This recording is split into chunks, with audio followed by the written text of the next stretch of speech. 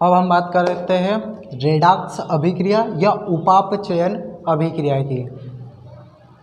Redox अभिक्रिया या उपापचयन अभिक्रिया अपचयन और उपचयन दोनों अभिक्रियाओं का क्या सम्मिलित रूप है।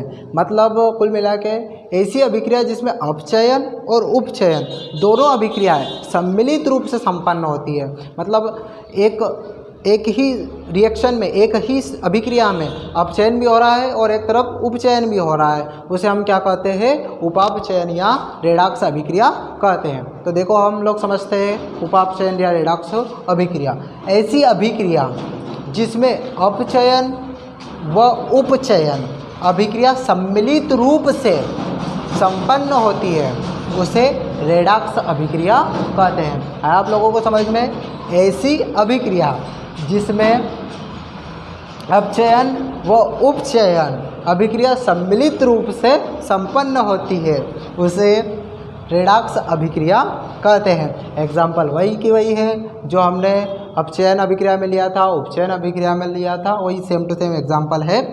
जब हम कॉपर ऑक्साइड की अभिक्रिया हाइड्रोजन से करते हैं तो हमें कॉपर प्लस जल प्राप्त होता है। जैसे कॉपर ऑक्साइड में से क्या हो रहा है, कॉपर ऑक्साइड में ऑक्सीजन का क्या हो रहा है, अपचयन हो रहा है।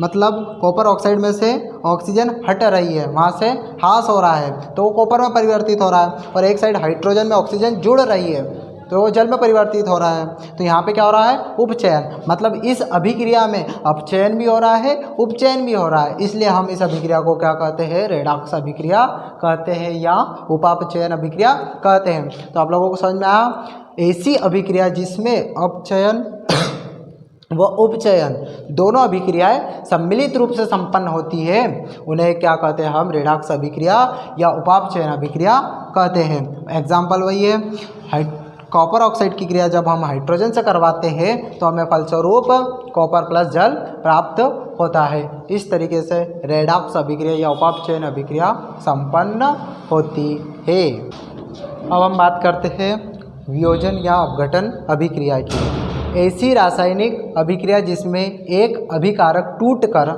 दो या दो से अधिक उत्पादों में विखंडित हो जाता है, बट जाता है, उसे वियोजन अभिक्रिया कहते हैं। उदाहरण है, चूना पत्थर को जब हम ऊष्मा देते हैं तो वह बुझा हुआ चूना और कार्बन डाइऑक्साइड में परिवर्तित हो जाता है। यहाँ फिर यूँ का है, जब चूना पत्थर को ऊष्मा दी जाती है तो वह चूना पत्थर में परिवर्तित हो जाता है और उसमें से कार्बन डाइऑक्साइड रिलीज हो जाती है। जैसे कि आप लोग समझ गए होंगे कि वियोजन अभिक्रिया नाम से ही समझ में आ रहा है हमें, वियोजन या अपघटन मतलब कि विखंडित होना, बट जाना, उसे हम क्या कहते हैं, वियोजन अभिक्रिया कहते हैं। ऐसी रासायनिक अभिक्रिया जिसमें एक अभिकारक टूटकर दो या दो से अधिक उत्पादों में विखंडित हो जाता है, उसे हम क्या कहते हैं, वियोजन अभिक्रिया कहते हैं। उदाहरण है, चूना पत्थर में जब ऊष्मा दी जाती है तो वह क्या होता है, बुझा हुआ चूना में परिवर्तित हो जाता है और उसमें से कार्बन डाइऑक्साइड गैस रिलीज हो जाती है। आई होप आप लोगों को समझ में आया होगा।